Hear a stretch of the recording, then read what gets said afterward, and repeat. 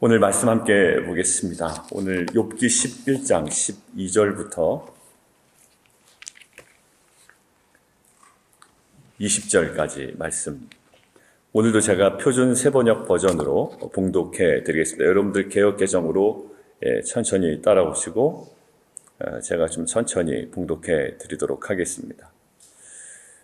12절은 제가 두 가지 가능성이 있기 때문에 12절 먼저 제가 봉독해 드리죠. 12절 먼저 하고 그 다음에 13절부터 진행을 하도록 하겠습니다. 12절은 약간의 부정적인 의미와 또 한편으로 약간의 긍정적인 의미 두 가지가 가능합니다. 좀 약간 모호한데요. 두 가지를 다 말씀을 드리겠습니다. 첫 번째, 미련한 사람이 똑똑해지기를 바라느니 차라리 들나귀가 사람 낳기를 기다려라. 어떤 의미죠? 안 된다라는 거예요. 그거 굉장히 어렵다라는 거예요. 근데 그 반대되는 의미도 사실 가능합니다.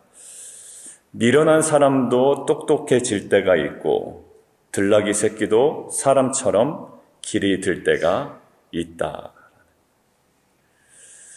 여러분들 성경책은 어떻게 되어 있는지 모르는데 사실 많은 학자들이 구분할 때 12절을 어제 읽었던 본문 1절부터 12절까지 묶으시는 분이 있고요. 오늘처럼 12절을 13절 후반부와 함께 묶으신 분이 있어요.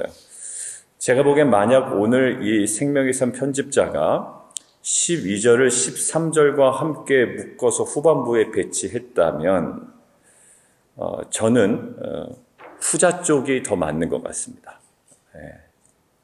다시 설명 안 드려도 되겠죠? 후자 쪽이 맞는 것 같아요. 그래서 후자 쪽으로 읽어 내려가면서 제가 13절까지 계속 이어가도록 하겠습니다. 미련한 사람도 똑똑해질 때가 있고 들나귀 새끼도 사람처럼 길이 들 때가 있다. 내가 마음을 바르게 먹고 내 팔을 그분 쪽으로 들고 기도하며 악에서 손을 떼고 내 집안에 불의가 깃들지 못하게 하면 너도 아무 부끄러움 없이 얼굴을 들 수 있다. 내 마음이 편안해져서 두려움이 없어질 것이다. 괴로운 일을 다 잊게 되고 그것을 마치 지나간 일처럼 회상하게 될 것이다. 내 생활이 한낮보다 더 환해지고 그 어둠은 아침같이 밝아질 것이다. 이제 내게 희망이 생기고 너는 확신마저 가지게 될 것이다. 사방을 둘러보아도 걱정할 것이 없어서 안심하고 자리에 누울 수 있게 될 것이다. 내가 누워서 쉬어도 너를 깨워서 놀라게 할 사람이 없고 많은 사람이 내게 잘 보이려고 할 것이다. 그러나 악한 사람은 눈이 멀어서 도망칠 길마저 찾지 못할 것이다. 그의 희망이라고는 다만 마지막 숨을 거두는 일뿐일 것이다. 어제 우리 본문을 함께 묵상할 때 우리의 인생은 독서다라고 이야기를 했습니다. 한 사람의 인생을 읽어 내려가는 거예요. 그리고 우리 주변에 있는 사람들의 인생을 계속 우리는 읽어 내려갑니다. 그런데 사실 우리는 그 사람의 한 고백, 그리고 그 사람의 진술, 그 사람의 행한 행동의 한 단면을 가지고 그 사람 전체 인생을 우리가 너무나도 과감하게, 너무나도 무례하게 읽어 내려가는 경우가 있죠. 어제 그 소발의 모습이 바로 그랬습니다. 욥은 지금 책상 머리에 앉아서 자신의 교리적 진술을 정리한 게 아니란 말이에요. 그때 그가 내뱉은 한마디는 정말로 그 어려움 가운데, 그가 고통 가운데, 고뇌 가운데 터져나오는 한숨이었단 말입니다. 그러니까 그가 처한 고통을 함께 읽어 내려가지 못하고 그의 입에서 나온 그 진술을 단지 교리적 진술로 받아들였을 때 우리는 한 사람의 인생을 또 그 사람의 어떤 정황을 오독할 수 있는 가능성이 있단 말이죠. 사실 우리가 그 사람에 대한 인생을 오독해 놓고 우리가 그 사람을 다 판단해 놓고 사실 거기에는 하나님의 마음과 계획과 섭리는 전혀 들어있지 않죠. 우리가 우리의 자녀의 인생을 우리가 볼 때 누구보다도 부모들이 잘 알겠죠. 그러나 우리도 그 자녀들의 정말 거룩한 한 인생 앞에 우리는 참 겸손해야 됩니다. 왜냐하면 하나님은 하나님은 나의 소유로 주신 것이 아니에요. 하나님은 정말 그와 교제하시길 원하시고요. 우리의 자녀와 그 단독자로 만나기를 원하시거든요. 여러분들, 우리가 끝까지 자녀 곁에 있지 않아요. 하나님은 그와 관계를 맺기를 원하세요. 우리의 자녀 한 명 한 명과. 그리고 그를 향한 계획들이 있다고요. 그러니까 우리가 참 판단하고 결정하고 또한 인생을 읽어내려가는 것 참 쉬운 작업인 것 같지만 사실 그 영혼과 지체를 향한 정말 그 치열한 기도가 없이는 그 인생을 사실 제대로 읽어내려갈 수가 없어요. 부모와 자녀와의 그 관계 속에 항상 어려움이 뭐냐면 서로 오독하는 거예요. 잘못 읽어내려간 것이고 자녀가 또 부모를 읽어내려가는데 사실 쉽지 않을 겁니다. 그래서 우리에게는 그 읽어내려가는 그 초점을 어제 무엇으로 봤냐면 하나님의 마음으로 봤어요. 우리가 그 영혼에 대해서 정말 치열하게 기도하지 못하면 우리가 사실 많이 흔히 하는 뒷담화라는 게 있잖아요. 그것들 굉장히 가볍습니다. 그리고 경박하죠. 아유 이런 것 같아 저런 것 같아 라고 이야기는 하지만 사실 그 영혼에 대해서 그 치열한 기도가 없는 상태에서 나오는 것들은요 굉장히 정말 값싼 표현들이 많이 나옵니다. 정말 경박하죠. 재미는 있어요. 사실 재미는 있고 뭔가 함께하고 싶은 어떤 그 분위기는 있지만 사실 오늘 우리가 그 엘르바스와 또 빌닷과 소발에 관해서 약간은 비판적인 자세를 대하고 우리는 그러지 말아야 되겠다 할 때 그 인생을 읽어내려가는 그 과정들 이것들은 정말로 주의 마음으로 정말 그 치열한 기도의 자리를 통과한 우리의 생각의 결과물이 되기를 원합니다. 오늘 이어지는 거는요 결론은 이거예요. 너 회개해야 된다라는 겁니다. 사실 우리가 계속 이 욥기를 묵상할 때 두 가지 장면에 우리가 거해야 된다고 얘기했습니다. 한 가지는 뭐냐면 그 엘르바스와 빌닷과 소발의 진술 중에 제가 지난주 토요일인가요? 바울이 직접 이 엘리바스의 이 그 진술을 권위 있는 말로 인용한 부분이 있다라고 이야기했죠. 권위 있는 말로 인용을 합니다. 그러니까 사실 그 말이 틀리지 않았던 거예요. 그러니까 우리는 지금 이 소발의 이야기 앞에 욥은 지금 이 상황에 해당되지 않지만 나는 지금 소발의 진술 앞에 어떠한 상태인지를 첫 번째 점검할 필요는 있는 거. 왜? 소발 자체의 말이 전부가 틀린 것이 아니기 때문에.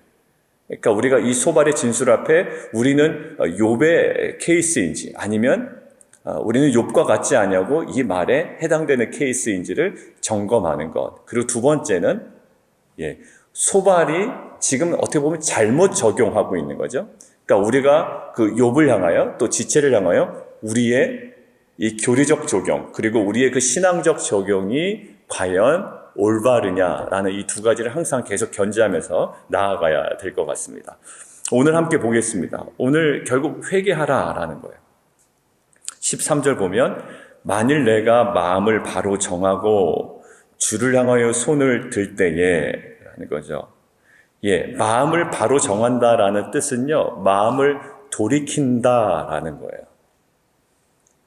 이 지금 소발은 이 회개의 어떤 면을 아주 정확하게 우리에게 이야기해주고 있습니다. 마음을 돌이켜야 된다. 그러니까 결국 이 회개라는 것은 마음에서 오는 내적인 면이 매우 중요하다라는 거고요. 그 다음에 그것에만 그치지 아니하고 이어지는 것입니다. 주를 향하여 손을 들 때에. 그러니까 회개는 마음에서 오는 내적이면서도 그리고 외적으로 드러나는 회개여야만 한다라고 이야기를 해요. 그리고 14절에 이렇게 강조합니다. 실제적으로 너에게 있는 악한 행위를 끊어야 된다라고 이야기를 해요. 그러니까 회개는 본질이 눈물도 아니고요. 그냥 애통해하고 후회하는 마음도 아니라고요. 우리는 이미 많이 봤습니다. 여러 본문을 통해서. 진정한 회개와 단순한 후회는 다릅니다. 아예 하지 말걸. 이것은 회개의 본질이라고 볼 수가 없어요. 왜냐하면 오늘 소발이 얘기한 이 모습에 보면 그것은 정말로 단순한 후회에 불과합니다. 회개는 뭐라고요? 내면에서부터 마음을 돌이키는 거예요. 그리고 외적으로 드러나는 회개, 손을 들 때에 실제적으로 어떤 삶의 결과물이 있어야 되죠. 우리가 복음서에서 얘기한 내용의 핵심이 뭐였습니까? 진정한 회개는 회개에 합당한 열매가 있어야 된다는 거예요. 근데 우리의 회개는요, 사실 후회 수준에서 머물 때가 상당히 많아요. 이 진정한 회개는 하나님께로 마음을 돌이키고 결과적으로 예수님께서 말씀하신 것처럼 회개에 합당한 열매를 맺어가는 것. 지금 그 관점에서 소발이 이야기를 하고 있습니다. 자, 우리는 신명기 30장에서도 동일한 그 메시지를 볼 수가 있는데요. 30장에 이렇게 기록되어 있어요. 내가 내게 진술한 모든 복과 저주가 내게 임함으로. 신명기 그 앞에까지 진술된 건 복과 저주에 대해서 이야기가 되어 있었거든요. 내가 내 하나님 여호와로부터 쫓겨난 모든 나라 가운데서 이 일이 마음에서 기억이 나거든 뒤에 보면 온전히 따라 마음을 다하고 뜻을 다하여 여호와의 말씀을 청종하면, 내가 여호와께로 돌아와 말씀을 청종하면, 사실 이 신명기에서 얘기하는 진정한 그 회개는요, 항상 정확한 방향 전환이 필요하고요. 그 방향 전환의 대상이 명확하게 나와 있는데 그게 여호와의 말씀을 청종하는 자리예요. 단순한 상황에 대한 후회는 믿지 않는 사람들도 가능합니다. 왜? 그게 실패고 아픔이기 때문에 그래요. 여러분들, 우리가 회개할 때 기분 좋은 상태에서 회개하지는 않습니다. 사실 어떠한 문제가 있죠. 어떤 관계적인 어려움이 있어요. 이것 때문에 내가 느껴요. 그런데 이것이 너무나 아프기 때문에 단순히 후회하는 정도가 아니라 그때 우리가 돌아가야 될 자리가 있다라는 거예요. 누가 나를 모함합니다. 그리고 관계적인 어려움이 있습니다. 그때 사실 이것이 우리가 회개해야 될 정확한 타이밍이고 또 정확한 방향이 있어야 되는데 그 방향은 하나님의 말씀이라는 거예요. 여러분들, 우리가 지금 후회하고 회개하고 이 모든 정말 그 복잡한 것들을 명확하게 좀 바라보는 시간이 되었으면 좋겠는데요. 너보다도 속상한 거예요. 속상할 때 이것들을 정확하게 분별할 수 있는 것들은 뭐냐면 우리의 방향이 하나님의 말씀으로 더 깊이 나아가는 거죠. 거기서 청종하면, 뒤에서 뭐라고 말씀하시냐면 여호와께서 그때 마음을 돌이키시고 흩으신 모든 백성을 모으신다. 너를 거기서부터 모으고 이끌어내실 것이다. 그리고 그 땅으로 돌아오게 하사 너 조상들보다 더 번성하게 하실 것이다 라는 거예요. 그러니까 어떠한 행위가 지금 신명기에서 요구되고 있냐면 하나님의 말씀으로 돌이키라는 거예요. 자, 그리고 열왕기상 8장에 보면 솔로몬의 기도가 있습니다. 솔로몬의 기도가 있는데 성전을 짓고 나서 이런 거 하는 거예요. 만약에 우리 백성이 죄를 짓거나 해서 하나님께서 멀어진다면 이렇게 하기를 원합니다. 이렇게 해주십시오 라고 고백하는데 8장 46절에 있습니다. 범죄하지 아니한 사람이 없습니다. 그들이 주께 범죄함으로 주께서 그들에게 진노하사 그들을 적국에 넘기심에 적국이 그들을 사로잡아 원근을 막론하고 적국의 땅으로 끌어간 후에, 자, 그 다음에 그들이 이거예요. 스스로 깨닫고 주께 간구하기를 우리가 범죄하여 반역을 행하며 악을 지었다 하며, 그다음에 쭉 진행되다가 주께 기도하거든. 그때 주님께서는 돌아보시고 용서하시고 허물을 사하시고 불쌍히 여김을 얻게 하사 그들로 하여금 하나님의 그 불쌍히 여김을 받게 해 주십시오라는 거예요. 여러분들, 이 회개를 통해서 신명기나 지금 열왕기상 솔로몬의 기도를 통해서 진정한 회개는 이런 일이 일어났어 라고 그냥 단순히 후회하는 정도가 아니라 정확하게 하나님께로 향하고 말씀을 청종하며 주께 간구하며 오늘 소발의 이야기는 모든 악한 행위까지 끊는 회개에 합당한 열매를 맺어 나가는 거예요. 사랑하는 성도 여러분들, 우리 안에 회개가 너무나도 많이 사라진 시대를 살고 있습니다. 우리는 때로는 어떤 후회, 또 회환, 이런 어떤 감정을 회개의 전부라고 느낄 때도 있죠. 그러나 사랑하는 성도 여러분들, 우리 가운데 하나님께서 정말 우리에게 요구하시는 회개의 면이 있어요. 물론 지금 소발이 욥에게 말하는 어떤 내용은 맞지만 적용이 틀리지만 우리 안에 명확하게 말씀하시는 것. 이 회개의 정확한 지점, 말씀 앞으로 그리고 주께 간구하며 내 삶에 있는 모든 악한 것들을 끊어내는 회개에 합당한 그 열매.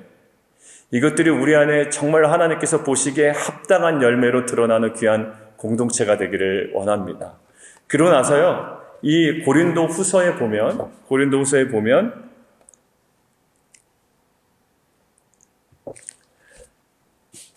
고린도 교회 회개에 대해서 사도 바울이 얘기하거든요. 사도 바울과 고린도 교회의 관계 여러분들 아시죠? 관계가 어렵습니다. 관계가 어려워요. 그때 고린도 교회 회개를 촉구하는 장면, 그리고 고린도 회개를 기뻐하는 장면이 나오는데 거기에 이렇게 나와 있어요. 하나님 뜻에 맞게 마음 아파하는 것은 뭘까요? 회개를 하게 하여 구원에 이르게 한다라는. 그러니까 하나님 뜻에 맞게 마음에 아파하는 것은 회개를 하여 구원에 이르게 함으로 후회할 것이 없습니다. 그러나 세상 일로 마음 아파하는 것은 죽음에 이르게 합니다.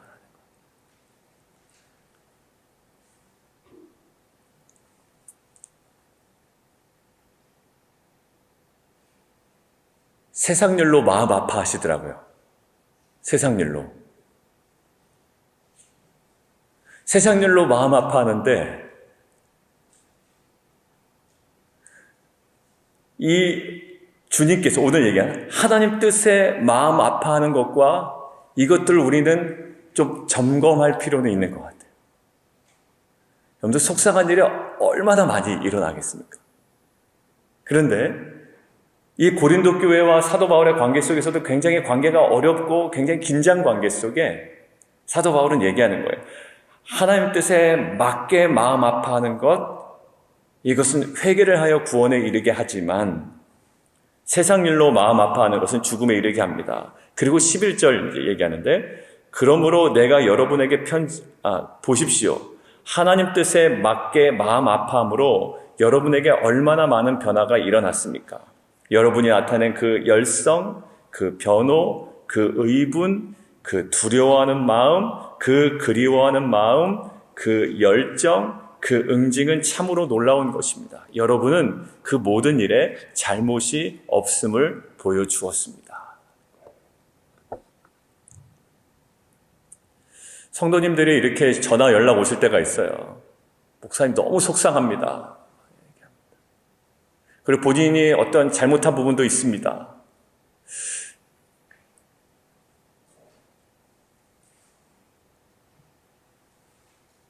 근데 그 타이밍에 목회자가 성도님 저 회개해야 됩니다 라고 이야기를 거의 안 하죠. 어떤 상황인지 모르고 사실 저한테 얘기하는 게 진짜인지 거짓말인지도 몰라요. 저는 성도님들이 자신에게 불리한 건 얘기 안 하고 자신에게 유리한 것만 얘기할 수 있잖아요. 양쪽 의견 다 들어봐야 되는데 뭐 제가 어느 쪽을 편들 수도 없고. 근데 그때 우리는 제가 여러분들에게 뭐 회개하십시오 이렇게 얘기한 적은 거의 없을 거예요. 그러나 우리는 그 상태에서 내가 지금 근심하는 것이 하나님 뜻에 맞게 마음 아파하는 것인지 아니면 세상 일로 단순히 내가 마음 아파하는 것인지 우리가 정말 분별하여 이 욥을 향한 소발의 진술이 욥에게는 해당되지 않지만 사실 우리에게 하나님께서 지금 이 시간에 말씀하신 것이 아닌지는 우리가 점검함을 통해 하나님께서 원하시는 그 거룩과 그 온전함으로 나아가는 귀한 공동체가 되기를 원합니다. 그래서 소발은요, 이렇게 네가 회개한다면 하고 회개의 혜택에 대해서 얘기합니다. 15절부터 이제 쭉 이어지는 건데요. 제가 밑줄을 그어보니까 흠없는 얼굴을 들게 되고 또 두려움이 없게 되고 환난을 잊게 될 것이고 물이 흘러감 같을 것이고 17절 대낮보다 밝을 것이고 18절 희망이 있으므로 안전할 것이고 그리고 평안이 쉴 것이고 19절 두려워할 자가 없겠으며 많은 사람이 내게 은혜를 구하러 올 것이다. 정말로 회개 한 번만 이렇게 하면 이렇게 다 이루어질까요? 안 할 이유가 없죠. 너무 과합니다. 과하고요. 사실 무엇이 과하냐면 많은 사람이 내게 은혜를 구하리라. 어떤 이런 뉘앙스는 사실 성경에 나와 있지 않아요. 그러니까 지금 이 소발은 어떻게 보면 이 회개의 어떠한 그 혜택, 은혜, 또 누릴 수 있는 것들을 얘기하지만 너무 자세하게 너무나 하나하나 낱낱이 이야기하지만 사실 아까 신명기나 그리고 그 솔로몬의 기도나 지금 이야기됐던 그 회개에 합당한 그 열매를 맺어가는 그 회개에 하나님께서 허락하신 은혜에 대해서 이렇게 어떻게 보면 뭐 보장된 것처럼 막 이야기하지 않아요. 가장 근본적인 것들을 얘기한다. 하나님께서 그것들을 멸하시고 너희들을 다시 돌아오게 하신다라고 하시 막 사람들이 어떤 것들 은혜를 너에게 구하러 올 것이고 하나하나 이야기하잖아요. 이것이 왜 문제가 되냐면 사실 우리도 이렇게 얘기할 때가 있어요. 너가 정말 회개하게 한다면 모든 것들이 다 해결될 거야. 그런데 우리는 완벽하게 해결된 세상에서 살아갈 수가 없어요. 이 땅 가운데. 그리고 본질적으로 이 땅의 삶이 전부가 아님을 우리는 알고가 있다고요. 자, 그런데 왜냐하면 지금 이 소발의 주장은 어떤 것을 지금 우리가 엿볼 수 있냐면 복을 얻기 위해서 만약에 욥이 회개한다면 복을 얻기 위해서 회개한다라는 동기가 지금 어떻게 지금 접근해 가고 있냐면 이런 어떤 복을 얻기 위해서 지금 이 모든 어려움으로부터 내가 탈피하기 위해서 복을 얻기 위해서 만약에 회개한다면 사탄이 일장에서 주장했던 것과 지금 똑같은 논리가 되는 거거든요. 왜냐하면 하나님께서 그만큼 공급해 주셨기 때문에 이 욥이 지금 그만큼 경건한 것이지 이거 제하여 버리면 그렇지 않을 겁니다라는 거예요. 그거와 지금 동일한 논리로 소발은 접근해 가고 있는 거예요. 소발은 복을 얻기 위하여 만약에 욥이 회개한다. 지금 이것들을 지금 염두에 두고 욥이 회개할 수 있도록 지금 계속 독려하고 있다. 어떤 것들을 계속 보여주면서 정말 이것 때문이라도 너가 회개해야 되지 않겠느냐라고 한다면 사실 사단이 욥을 참수했던 내용과 지금 동일한 논리를 흘러내려가고 있는 거예요. 우리는 무엇인가를 얻기 위해서 어떤 현실적인 보상을 위해서라기보다 어제도 우리가 얘기했고 수요일날도 얘기를 나눴습니다. 우리가 회개에 대한 이유는 단 한 가지야. 하나님께서 말씀하셨어요. 내가 거룩하니 너희도 거룩하라라고 이야기하셨어요. 하나님께서 원하시는 것은요, 이 인간과 사람 사이의 교제입니다. 하나님께서 그러니까 에덴 동산에서 딱 죄악이 발생한 다음에 먼저 딱 끊어진 게 뭘까요? 인류와 하나님과의 관계가 끊어졌어요. 그리고 예수 그리스도의 십자가의 보혈로 말미암아 제일 먼저 딱 드러난 외적인 상황이 뭐냐면 장막이 찢어집니다. 그 휘장이요. 그건 무엇을 의미할까요? 하나님과의 관계가 회복이 됐다라는 거예요. 그러니까 지금 소발이 얘기하고 있는 것은 회개의 동기, 왜 너가 회개를 해야 되냐면 할 때 뭘 얘기하죠? 너가 이 많은 것들을 다시금 이런 권리를 누려야 되지 않겠냐라는 거예요. 사실 이것도 우리에게 매우 중요한 것이지만 소발이 접근해 가야 되고 만약에 했을 때 어디에? 우리 회개의 이유는 하나님께서 거룩하시고 우리에게 거룩을 요구하실 뿐만 아니라 이 죄악은 하나님과의 관계와 인간과 하나님과의 관계를 막는 가장 중요한 요소란 말이에요. 그러니까 우리가 회개에 대한 이유는 내가 단순히 어려움에서 벗어나기 위함이 아니라 하나님과의 막힌 관계가 해결되는 정말 그것이 우리의 마음의 동기가 되고 이것들을 갈망하는 마음이 있어야 돼요. 왜 이것이 문제가 되냐면 나중에 어떠한 회개라는 형식이 있어요. 그래서 내 삶에 좀 지금처럼 나아짐이 있단 말이에요. 그렇다면 우리는 하나님과의 관계에 집중하기보다 또 다른 죄악으로 우리의 삶이 다시 귀결될 수가 있는 것이죠. 하나님과 우리 사이에 다른 것을 둘 수가 없습니다. 회개에서도 마찬가지인 것 같아요. 저는 예전에 어떤 사람과의 관계 회복을 위해서 그 사람을 예배의 어떤 말씀 인도자로 누구로 초청하는 거 좋지 않겠냐 이런 얘기도 많이 들었습니다. 여러분들 그 관계 회복을 예배라는 수단을 통해서 우리가 가능할까요? 그때 당시 리더십들하고 얘기 나눈 게 그랬습니다. 그 사람을 모시면 어떤 그 관계가 회복되지 않을까? 그 사람을 이거를 시키면 그 사람과의 관계 회복되지 않을까? 여러분들 무슨 사역을 그 사람한테 더 준다고 해서 아니면 그 사람에게 어떤 말씀 전하는 그 위치에 어떤 그분을 모신다고 해서 그분이 그것 때문에 마음이 좋아져서 풀리고 이것들로 해결될까요? 아니요, 그렇지 않아요. 여러분들 그 사람과의 관계 회복은요, 무엇으로 가능해요? 어떠한 거래로 이루어지는 것이 아니라 마음과 마음을 털어놓고 해야 그것이 가능한 거예요. 괜히 그냥 얼렁뚱땅 뭐 하나 툭 던져주고 관계 회복이라고 이루어지는 건 너무나도 사람을 비참하게 보는 거예요. 너무나 값싸게 보는 거라고요. 여러분들 뭐 하나 던져주고 이게 이제 관계 회복이야 라고 사인을 준다면 이것들은 너무나도 무례하게 보는 겁니다. 진정한 관계는 뭐죠? 우리 아내들이 남편에게 제일 하고 싶은 말이 바로 그걸 거예요. 얼렁뚱땅 관계에 넘어가는 거예요. 자기 잘못에 대한 시인도 없고 그냥 뭐 하나 툭 선물 하나 갖다 주면 그냥 그게 관계 회복의 전부라고 생각하는 그것도 안 하는 남편들도 사실 있지만 우리 안에 뭘까요? 그 관계는요, 정확하게 그 관계 속에서 풀어나가야 되죠. 무슨 거래하는 식이 아니라.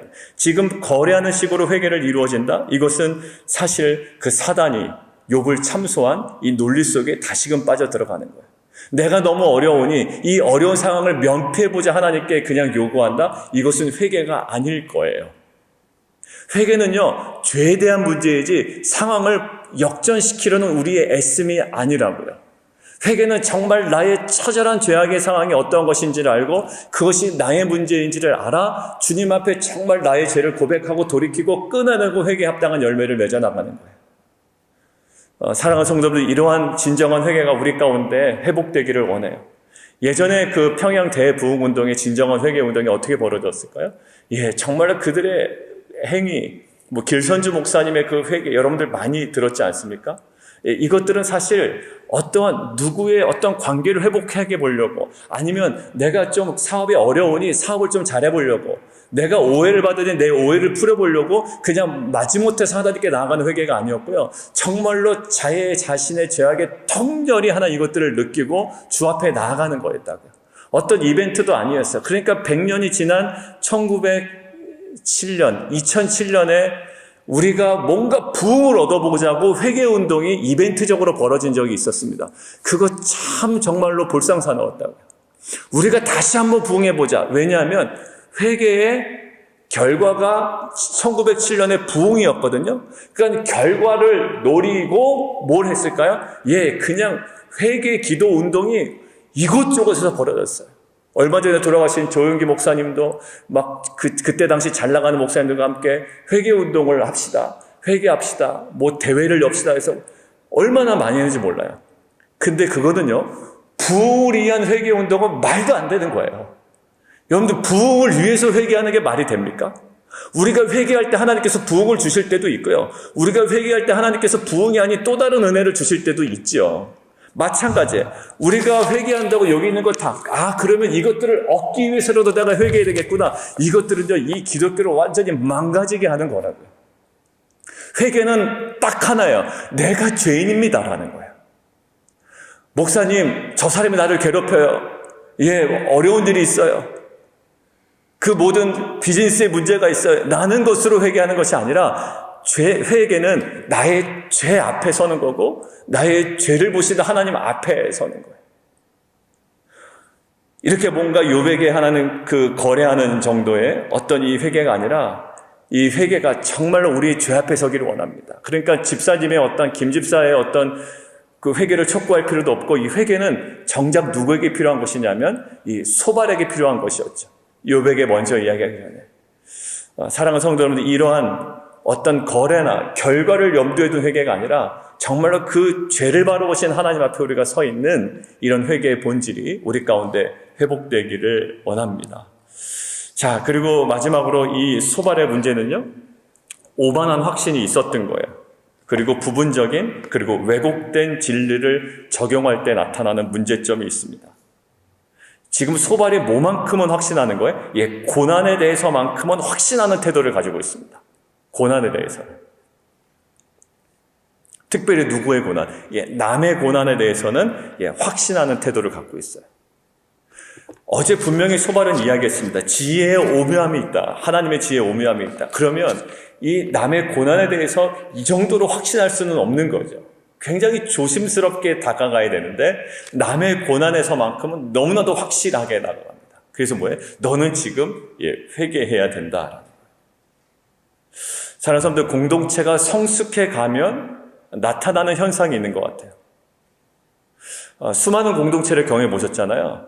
근데 항상 처음에 어떨까요? 처음에는 서로 굉장히 조심합니다. 관계 맺을 때. 무례하게 하지 않아요. 그러니까 저 사람이 정말로 친절한 사람인지 아니면 지금 처음이라서 그런지 잘 몰라요. 처음에는 굉장히 조심스럽게 하죠. 근데 가면 갈수록 어떻게 할까요? 조금씩 무례해지시는 분들이 있죠. 남 얘기하는 것처럼 죄송합니다. 무례해지는 경우가 있죠. 저도. 친해지면 친해질수록, 가까워지면 가까워질수록 무례해지는 경우가 있습니다. 그리고 얼마나 옆에서 잔소리를 하는지 몰라요. 관계 속에서. 판단하고 정죄하고 이것들을 뭘까요? 너무나도 많은 확신 가운데 살아간다. 왜? 너무나도 가깝거든요.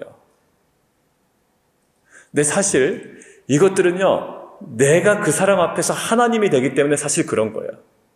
사사건건 이야기하고 이것들을 얘기하는 거예요. 근데 그 모든 것들 가운데 하나님의 마음은 없어요. 결국 본인이 하나님 되는 거예요. 지금 소발이 뭐냐면 본인이 여러 가지 경험한 것들이 있고 많은 교리도 갖고 있어요. 그런데 이 고난에 대해서만큼 지금 너무나도 확신하는 태도를 갖고 있습니다.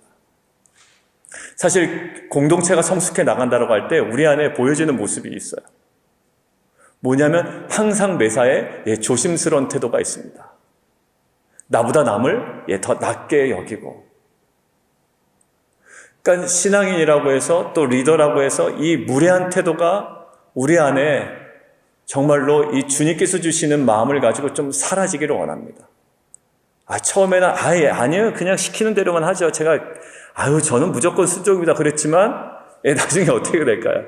리더도 처음엔 어떻게 저는 여러분들의 의견을 다 따릅니다. 저는 제 마음대로 하지 않습니다. 그랬지만 결국 가면 이게 막 변질되는 모습이 보이거든요. 왜 그럴까요? 그만큼 자기 확신이 있는 거예요. 십자가는 뭘까요? 날마다 자기 부인입니다. 주님의 마음에, 주님의 뜻에. 이 소발이 조금이라도 십자가를 이해하고 정말 그 욥을 읽어내려가는 이 과정에 겸손함과 하나님의 마음이 있었다면 사실 이 고난에서만큼 이렇게 확신하는 태도를 취하지 않았을 거예요. 우리가 지금 취하고 있는 확신적인 태도가 아마 있을 겁니다. 근데 이것 가운데 철저한 자기 부인을 통과한 주의 마음을 가진 정말로 그 치열한 그 통렬한 애통을 가진 그 마음인지, 아니면 너무나도 손쉬운 정말 그 사색과 묵상은 전혀 없는 그냥 너무나 단편적인 우리의 적용인지 우리가 다시 한번 돌아보고 정말 주 앞에 성숙한 공동체의 모습을 함께 이뤄나가는 귀한 공동체가 되기를 원합니다. 우리 함께 좀 기도하며 나가도록 할까요? 그러니까 매사에 조심스럽죠. 그리고 조심스러워야만 해요. 저희는 그게 리더든 누구이든 영향력이 있던 없던, 사실 나의 한마디가 맞는 것 같지만 소발의 말이 다 맞죠. 엘레바스와 또 빌닷의 말도 그러합니다. 그러나 이것들이 정말로 이 사람에게 적용되어야 되는지는 정말 주의 마음과 그 영혼을 향한 정말 치열한 기도를 통해서 그에게 겨우 한마디 나올 수 있는 거거든요. 그 전까지는 우리는 충분히 들어야 됩니다. 그리고 충분히 기도해야 됩니다. 하나님, 이러한 사람 앞의 겸손이 아니라 이것은 내가 하나님에 대해서 그 사람을 정죄하고 판단할 수 있는 것이기에 이것은 궁극적으로 하나님 앞에서의 겸손한 공동체가 되어야 함을 우리에게 계속적으로 말씀해 주고 계십니다. 하나님, 정말 그 하나님 앞에서의 그 겸손함이 정말 철저한 십자가의 자기 부인을 통하여 우리 공동체에 온전히 이루어지는 귀한 공동체 되게 도와주십시오. 우리 함께 기도하며 나아가도록 하겠습니다.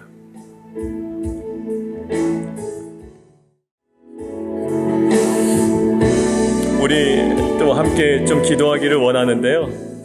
오늘 소발이 이야기하고 있는 그 회개의 내용들은 다 맞습니다. 회개의 그 본질적인 부분도 얘기했어요. 마음을 돌이키고 주를 향하여 손을 들고 단순히 그곳에 그치지 아니하며 손에 죄악이 있거든 멀리 버리라. 불의가 내 장막에 있지 못하게 하라. 예수님께서 복음서에 얘기했던 회개는 합당한 열매가 있어야 된다라는 거죠. 맞아요. 그런데 그 모든 것들이 맞는데 오늘 우리가 자칫 잘못하다가는 마치 1907년에 회개를 통해서 부흥이 임했죠. 평양과 그 모든 지역에. 그래서 100년이 지난 대한민국 땅에 어떤 일이 벌어졌다고요? 그 부흥을 위해서 억지로 회개하는 느낌이 들었단 말이에요. 많은 분들이 보기에. 그러면 뭔가 부흥이 일어납니다라고 또 사회적 분위기가 조장했어요. 누가 했을까요? 목회자들이 했고요. 리더 그룹들이 했다고요. 여러분들, 우리는 부흥을 위해서 회개해야 됩니다. 여러분들, 부흥을 위해서 회개하는 게 아니라 내 죄 때문에 회개해야 되는 거거든요, 사실. 이벤트로 할 게 아니라 이것은 많은 신학자들과 목회자들이 얘기할 때 매일마다 일어나야 되는 일이에요. 어떤 한 번에서 부흥 하나 따먹는 일이 아니라고. 근데 마치 소발이 그런 식으로 접근하고요. 우리 생각에서 그런 식이 있어요. 내가 너무 어려우니 회개를 통해서도 이 어려운 상황을 모면해보리라. 아니요, 이것은 거래가 아니에요. 이것은 하나님과의 관계에서는 너무나도 귀한 일이고요. 이것은 내 죄를 직면하는 거예요. 정말 지긋지긋하던, 정말 끈질기고 냄새나고 끈적끈적거리던 죄 앞에 하나님과의 관계 속에 서는 게 바로 회개인데, 어떤 것을 얻기 위해, 누리기 위해, 내가 소유하기 위해, 회복하기 위해, 어떤 내 권리를 회복하기 위해 이것이 어떤 거래로 작용하지 않기를 원해요. 우리가 정말 하나님께서 우리에게 말씀하십니다. 이 회개는 우리 가운데 계속 이어져야 되거든요. 그렇다면 하나님, 우리가 정직하게 나의 내면의 그 죄를 드러내게 하시고 하나님 앞에 서는 하나님과의 관계 회복을 갈망하며 또 하나님 앞에 그 두려움과 그 새로운 그 열정으로 나아가는 정말 그 회개의 정말 그 자리를 우리에게 허락해 주십시오. 우리 함께 기도하며 나아가도록 하겠습니다.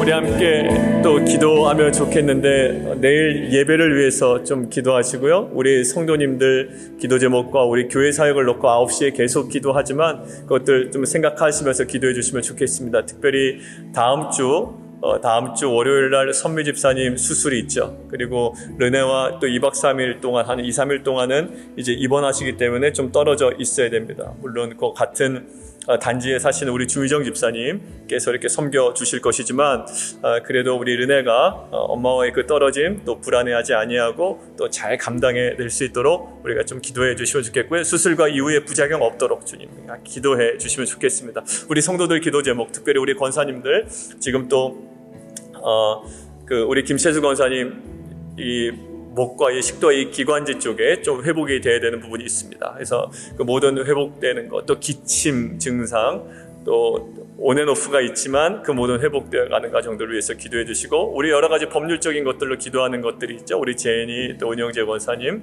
또 그 모든 것들을 위해 하나님, 이제 11월 달에 이제 제니 자매님은 구체적으로 이제 그 한 2, 3일 동안 진행이 될 텐데, 그것들을 위해서 우리가 좀 같이 기도해 주시고요.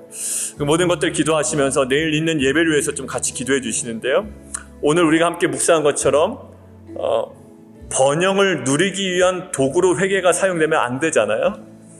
예배도 마찬가지입니다. 우리가 어떤 설정한 그 모든 것들을 얻기 위한 어떤 예배가 도구화되면 사실 이것들은 또 다른 우상 숭배가 될 수 있죠. 예배 중독에 빠질 수가 있고요. 종교 중독에 빠질 수가 있는 거예요. 그렇지만 우리는 정말로 그 예배의 본질을 알아가고, 그리고 하나님께 온전히 우리의 모든 전인격으로 나아가는 예배 되기를 원합니다. 온전히 주님을 높이게 하여 주시고, 하늘부터 하늘의 은혜를 사모하는 마음으로 주 앞에 나오는 모든 성도들에게 도와주시옵소서. 우리 내일 예배와 우리 성도들, 또 교회 기도 제목 함께 기도하며 나아가도록 하겠습니다. 기도하겠습니다.